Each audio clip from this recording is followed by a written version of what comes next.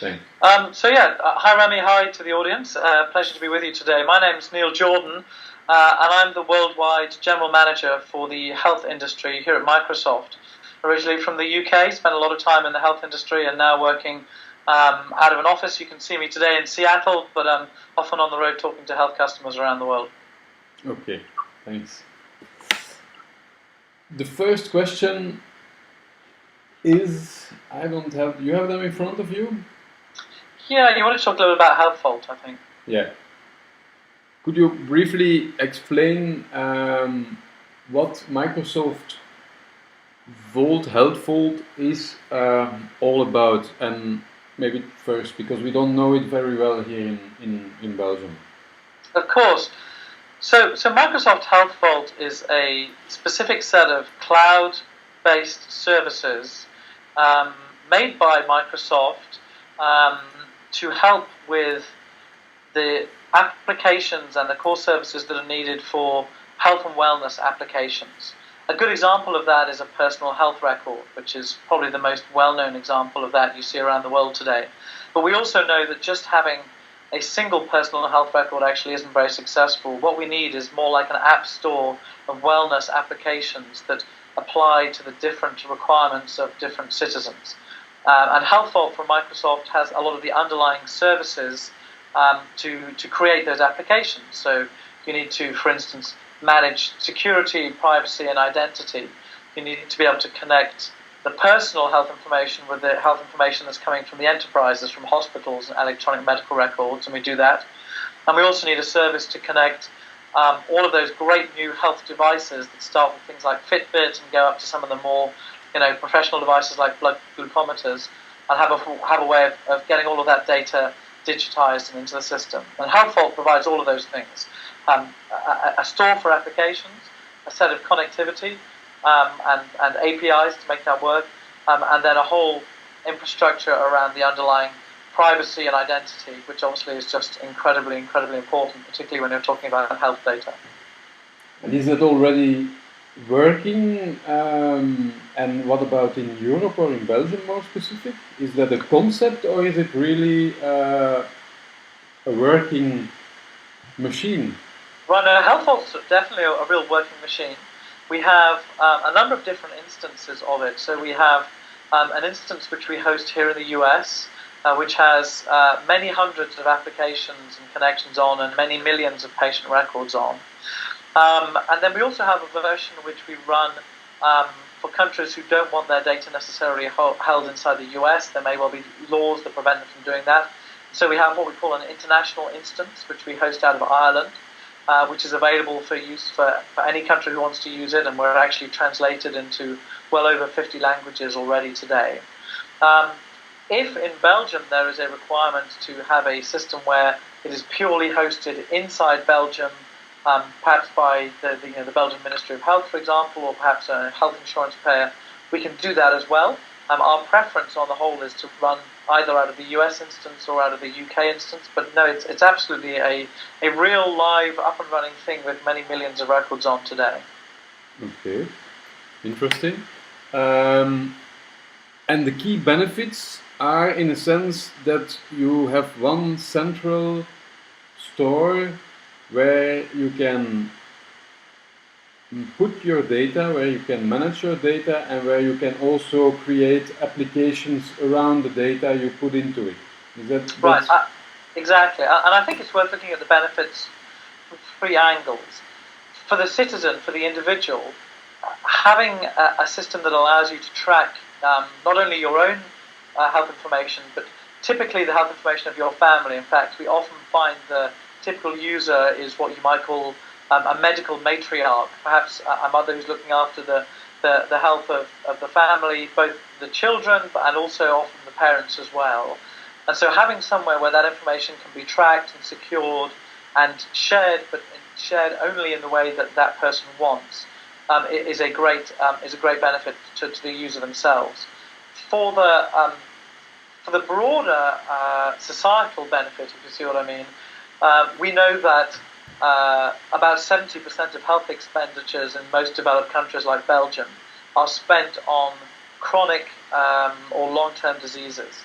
And we know that helping people increase their own level of awareness and frankly, quantification of how their health is a great starting point for managing the conditions when they occur, or preventing people getting into those conditions, whether that's obesity, type 2 diabetes, and so forth. And back to the topic of quantified self, most individuals in Belgium today could probably tell you within, if they wanted to, could tell you within 5 or 10 minutes what their bank balance was. But it would be pretty hard for them to do that around their health. And so we really have to have a way of helping people quantify and on a longitudinal basis measure and track their overall health so they can understand how they're doing, where they're seeing improvements, what their motivation might be. So societally, there's that benefit. And then the third group, I think, is IT.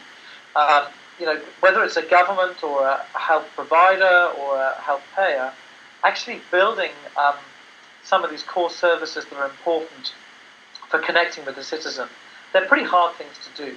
So what we hope is that by pre-building these applications and having a kind of either a pay-as-you-go or a very flexible way of modeling the health system itself means that it makes more sense for a government or for a hospital to actually start utilizing the services that are out there already, that are built and that are proven, rather than having to start from scratch when they want to start building personal health and wellness applications. And having those all in one place, but having it in a place where it's very open, so the data is highly secure, but you can have links to many, many different systems, seems to be a much better environment than having a whole set of individual systems, or having a system that's closed off and may well just belong, for example, just to a hospital or to an EMR. Is that probably a question you often get? Is that also the difference between Microsoft Healthvault and the Google experience that was shut down? Yeah, I mean, I think having an open and holistic viewpoint and a set of open APIs to do that was definitely an advantage for us. I think we also, frankly, we were sad to see the Google experiment, if you will, not come off, and I think it's actually much more helpful in the marketplace when there are a number of different people showing the opportunity here, particularly when the problem is as big as trying to help out with healthcare, right? No one company can fix all of these things, which is why we've built a very, very open infrastructure and open API to do that. I think also the fact that we have the ability as a company to think about both the enterprise space, where we're obviously very strong, and also the consumer space, where we have some credentials but are growing those credentials. Having the balance between those two is helpful as we look at how we can help a system like Healthvault be useful. Maybe a short side question. I'm just working on a project. I'm doing a short consulting advice from some people who want to. They are working on the chronic diseases and the ones you mentioned, which are quite obvious because that are the main threats for the future of health care. But okay, you have it also in Europe. Is it also an option that those people, instead of building their own platform and own applications, can they already today use the Microsoft Healthvault? Or Yeah. So there are two ways that they can use it. They could go, if they go to healthvault.com from whatever country they're in right now, they will be, unless they're in the US, they'll be put onto the international instance, and they can go ahead and log in and create an account. That's how a lot of people experiment with it. What we then see happen quite often, and there are a number of examples in the European Union, in fact, where governments themselves have then gone out and said, well, we really want an instance for our country. Right? We want to have Healthvault or a personal health and wellness platform across the whole country of Denmark or Sweden or Australia. And in those situations, we can provide the underlying services and have them hosted in the country by, sometimes it's the telco, sometimes it's the government organization, depending on what makes more sense. Okay, interesting. Then we actually, just to go back to that, from a philosophical perspective, we prefer to have, if you look at something like the European Union, we prefer to have a version that went across that. Particularly when you think of the the new edicts around cross-border healthcare, I think it's actually more valuable to have an instance which would follow the patient wherever they went.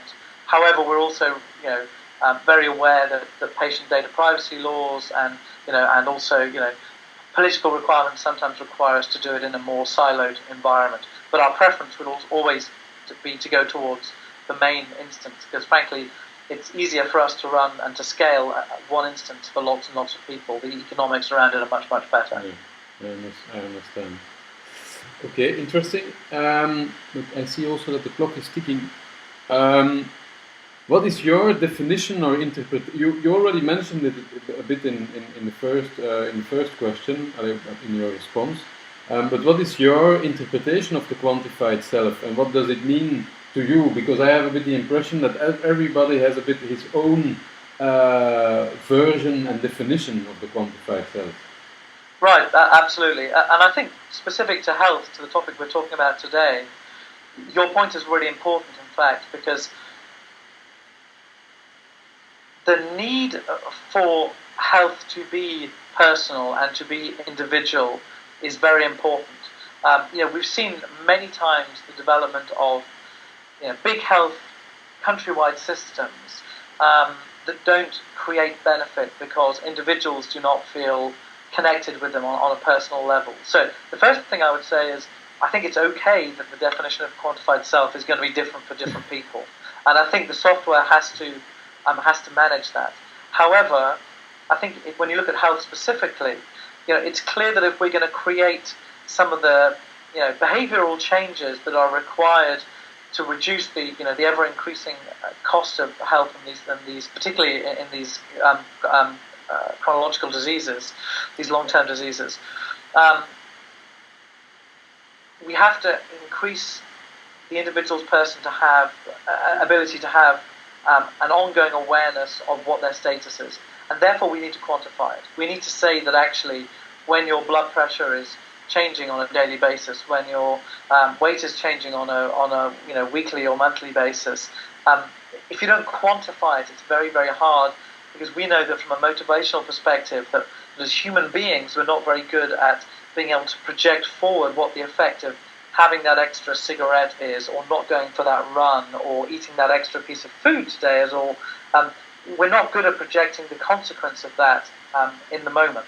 And all of the books that look at behavioral psychology, in particular behavioral psychology with regards to health and wellness, Nudge probably being the number one kind of popular science book around that today, they're all very, very clear that you have to create higher levels of quantified awareness in health. So you have to have the individual citizen having a more regular check-in, if you will, with themselves, and for that to be numeric, so they can do that. And that's why I think we're seeing devices like Fitbit and so forth becoming so important, because they create that in the moment, real-time, quantifiable nudge that says, you know what, I'm going to walk to the newspaper store today instead of getting in my car. Okay, clear. Then maybe going to the last question. Do you see disruptive changes in the health, or which disruptive, to use that word, changes do you see in the health sector for the coming year, for 2014? Is the quantified self there? Is it maybe the quantifying of yourself, or are there other opportunities? Yeah, no, I think the quantified self actually benefits from three of the big disruptors that we're seeing going on in the market right now. The first one is cloud computing. And health having been a little bit slow, frankly, to pick up the benefits and the scale of cloud computing, I think it's now really moving very, very fast. And we're seeing whether it's Healthvault, whether it's products like Office 365, which is our cloud-based productivity suite, we're seeing the health market move very quickly because of the benefits of scale, speed of deployment, and so forth.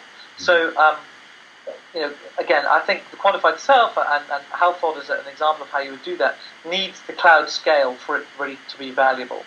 The second thing that we're seeing, which again I think is very important here, is the increasing use of healthcare analytics. And by that I don't mean just analytics at an academic level.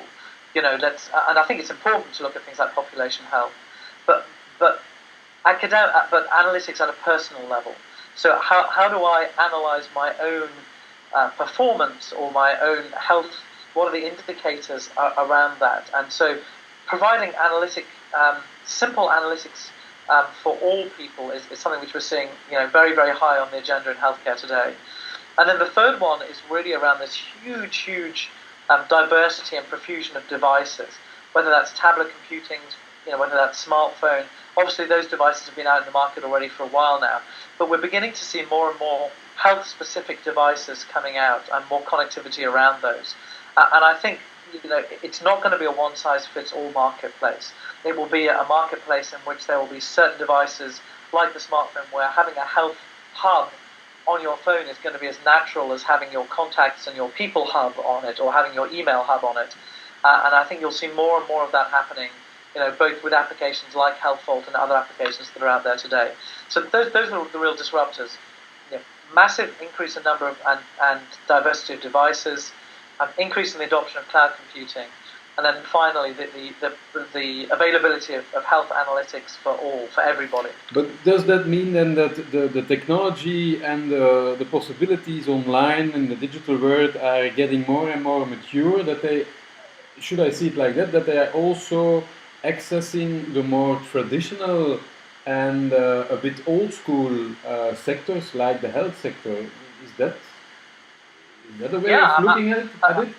I definitely think that's happening. I actually think that as citizens get more used to a connected world, whether it's Facebook or Twitter or the applications that they're using on their tablet, I think it becomes more of a contrast when they then come into the health world or the medical world, and those systems are not available.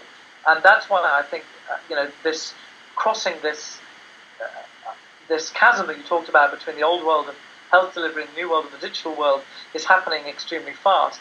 And even if you look at what Microsoft is doing, even outside of HealthVault, if you download or buy a new tablet machine or download Windows 8.1, built into that today actually is a health and wellness application, which is a peer of your mail application or your calendar or your search engine, for example.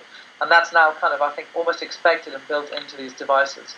What I think still requires a lot of work, which might be your follow-on question, is the two things. One is the kind of incentive structures, so that when it comes to paying for healthcare, we get more used to paying for keeping people well rather than paying for treating them when they get sick.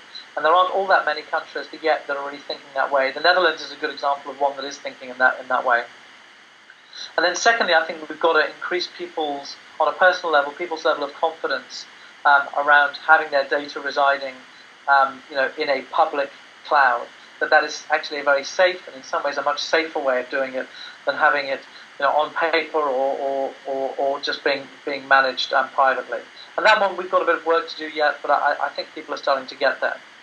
Okay. And I think it's a parallel to banking, right? If you think of where we were with, if you wanted to pay a check-in, you had to go and see a teller, and then now you see ATMs, auto-telling machines, and now, in fact, people think even that's pretty crazy, and most of what they do is online, and they've got comfortable with that. We'll go through those same steps and those same evolutions with regards to health data and the quantified self as far as it relates to health. Mm-hmm.